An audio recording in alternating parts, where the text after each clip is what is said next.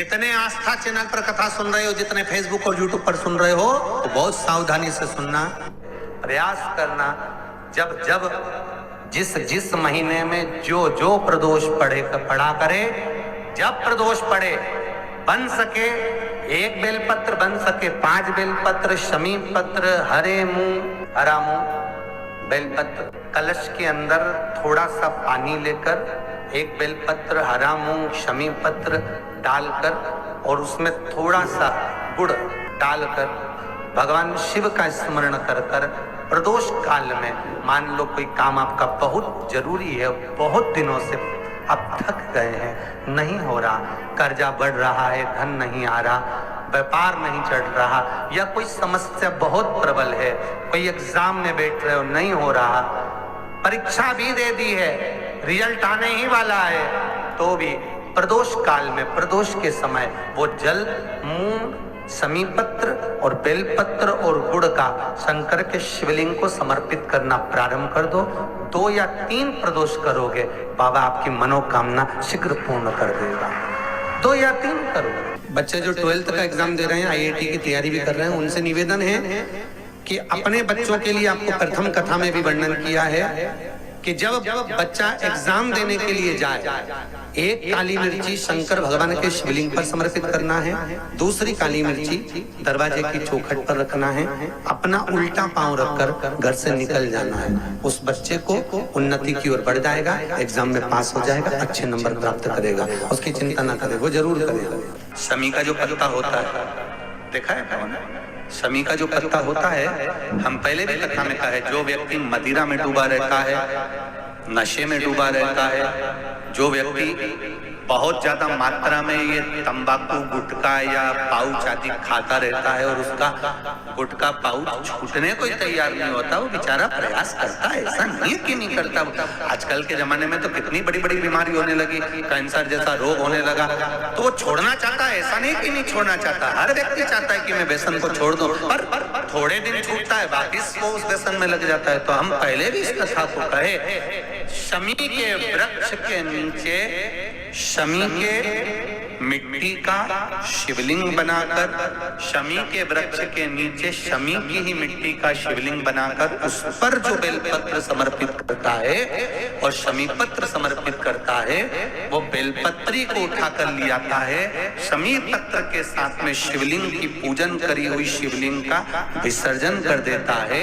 उसी दिन उस बेलपत्र को, लाए हुए बेलपत्र को, जो शमी पेड़ के नीचे पूजन कर बनाया गया है, उस बेलपत्र को जो नशा करने वाला व्यक्ति होता है, उसको 3 दिन तक लगातार, पहली पत्ती बीच की, दूसरी पत्ती राइट की, तीसरी पत्ती लेफ्ट की, जो एक कर 3 दिन तक खिला देता है। 3 या 4 बार अगर प्रयोग कर लिया तो ये निश्चित है दूसरी बार वो नशे में धुत नहीं होगा, ये निश्चित। कोई बहुत भारी रोग, और ऐसा भारी रोग कि डॉक्टर कह रहे हैं कि इसका ऑपरेशन होगा और ये जांच के लिए मुंबई भेजी जाएगी, तो हो सकता है कि कैंसर की आशंका है या रोग बड़ा प्रबल है, छूटना नहीं, ऐसा लग रहा है, अपने को लगता है कि शरीर में कोई गांठ हो गई, को छूटना नहीं है, कोई ऐसा लग रहा है। तो शिव पुराण कह रहे हैं महाराज, प्रदोष के दिन शमी के वृक्ष के नीचे प्रदोष काल में शिवलिंग का निर्माण करे और शिवलिंग का निर्माण कर कर उस पर 11 बेलपत्र समर्पित करे, 7 शमी के पत्ते समर्पित करे,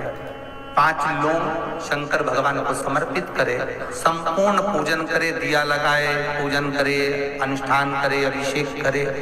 जो 11 बेलपत्र समर्पित करी उसको लेकर आए और उस बेलपत्र को खाने के बाद भले वो गांठ शरीर की फिर भले जाए चेक होने के लिए, कोई रोग तुम्हारे शरीर में आ नहीं सकता, कोई बड़ी बीमारी प्रवेश नहीं कर सकती। प्रदोष काल का दिया गया दान, प्रदोष के दिन प्रदोष काल में किया गया पुण्य, प्रदोष के दिन प्रदोष काल में किया गया सत्कर्म, प्रदोष के दिन प्रदोष काल में किया गया पुण्य छिन्न नहीं होता, समाप्त नहीं होता। व्यक्ति के रीढ़ की हड्डी में परेशानी हो या रीढ़ की हड्डी तकलीफ दे रही हो, पीठ का भाग तकलीफ दे रहा हो, डॉक्टर बोल रहे हो गुड़िया खसक गया, या कोई क्रम, मान लो कोई मस्तिष्क से जुड़ी बीमारी हो, ट्यूमर हो गया हो, कोई कुछ हो गया हो, गांठ पड़ गई हो मस्तिष्क के अंदर, तो शिव महापुराण की कथा कहती है प्रदोष के दिन, प्रदोष काल में, प्रदोष के दिन शंकर भगवान को बीले का गुर्दा, जो बीला होता है बील फल का अंदर का गुर्दा भाग शंकर के शिवलिंग पर प्रदोष काल में मल दिया जाए। मलने के बाद थोड़ी देर बाद उसको उठा लिया जाए, शिव जी का अभिषेक पूजन स्नान करा दिया जाए, पूजन स्नान आदि सब कराकर दिया बत्ती लगाकर भगवान शंकर के मंदिर पर ही बाहर बैठकर उस गुर्दे का थोड़ा सा भाग मुख में पालो, थोड़ा सा भाग लेकर आ जाओ। 7 से 8 दिन तक उस भाग का प्रतिदिन सुबह के समय पर सेवन कर लीजिए। गुर्दे की प्रॉब्लम हो या मस्तिष्क से जुड़ी हुई प्रॉब्लम हो, वो समाप्त हो जाता है। और सहज भाषा में समझ लीजिए, और सरल भाषा में समझ, अगर मान लो किसी डॉक्टर को दिखाने के लिए जा रहे हो, अभी तक तुमने डॉक्टर को दिखाया, कोई दवाई नहीं लग रही, गोली नहीं लग रही, कोई औषधि नहीं लग रही, डॉक्टर को दिखाने जा रहे हो, तो निवेदन है प्रदोष का दिन निकल जाने दें, और प्रदोष के दिन जिसको भी डॉक्टर को दिखाने जाना है या अपने शरीर से जुड़े बीमारी के लिए कहीं जाना है कि बड़ी बीमारी ना निकले, भगवान स्वास्थ्य अच्छा रहे, तो 1 लोटा पानी प्रदोष के दिन, कोई भी प्रदोष हो, प्रदोष काल के समय शंकर को चढ़ाना है उसमें, परंतु शमी पत्र के 5 पत्ते होना जरूरी है। 5 पत्ते शमी पत्र के पंचामृत का काम करते हैं हमारे, दूध, दही, शहद, घी, शक्कर, जल आदि गति का काम करते। 5 शमी के पत्ते आप उसमें जल में चढ़ाकर शिव जी को समर्पित करो, फिर आप डाले दिखाने जाओ, बड़ी बीमारी का योग नहीं बनेगा। रोग की मुक्ति, रोग समाप्ति प्रदोष के व्रत से हो सकती है। महाराज फिर निवेदन करेंगे, व्रत करो ना करो, पर प्रदोष के दिन शाम के समय प्रदोष काल में शिव का स्तमन जरूर करो, शंकर का अनुमोदन जरूर। शिव पुराण की कथा कहती है, मान लो कोई हड्डी से जुड़ा हुआ रोग, नेत्रों से जुड़ा हुआ, मस्तिष्क से जुड़ा हुआ कोई रोग रहता है, तो एक नीले कलर का फूल आता है, उस फूल में हल्दी डालकर प्रदोष पड़ने पर जो नंदी के पांव के पास समर्पित कर देता है महाराज, उसका रोग धीरे धीरे समाप्त होने लगता है। लिंग पुराण कहती है कि नंदीश्वर भगवान के सामने जो पुष्प समर्पित करा जाता है उसको, ये तो लिखाता है स्कंद पुराण और शिव पुराण। लिंग पुराण कहती है जो फूल आपने समर्पित करा उसको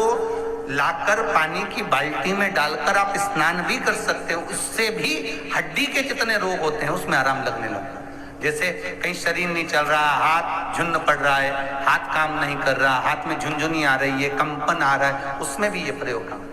जैसे मान लो कोई काम ऐसा है कि उसमें पैसा तुम्हारा आ ही नहीं रहा, बहुत घाटे पर घाटा जा रहा है, नुकसान बहुत हो रहा है और कोई काम हो ही नहीं रहा, तो महाराज जिस दिन प्रदोष पड़े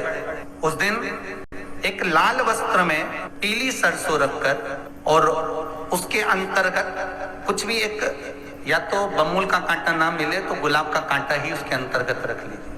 और उसको शिव मंदिर का स्मरण कराकर शंकर भगवान का नाम लेकर रू भैरव, कौन सा भैरव है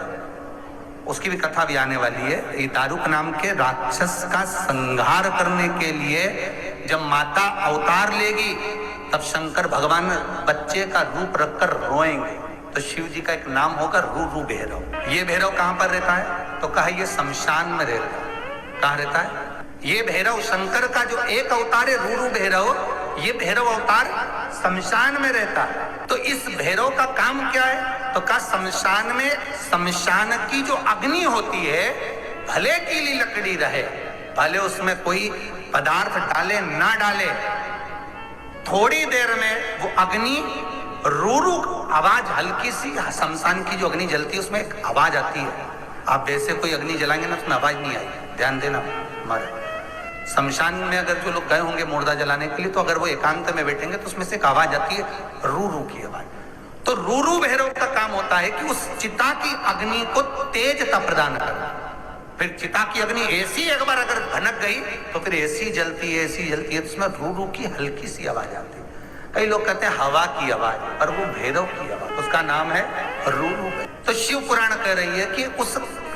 सरसों को, कांटे को, रूरू भैरव का नाम लेकर जिस व्यापार जो नहीं चल रहा है, दुकान जो नहीं चल रही है, उस दुकान के सामने, उस व्यापार के सम्मुख में उसको जला दिया जाता है, जो सुख का भान कराती है, व्यापार की उन्नति के लिए, समृद्धि के लिए, लक्ष्मी के लिए। श्री शिवाय नमस्तुभ्यम, सब बोलिए एक बार जमकर, श्री शिवाय नमस्तुभ्यम। प्रैक्टिकल जरूर करना, कहीं सियोर वाला महाराज झूठ तो नहीं बोल रहा। शास्त्रों की बातें हमारे जीवन में हमें सुख प्रदान करें, इसलिए इस भाव का आनंद करते हुए आज की कथा को विराम देते हैं।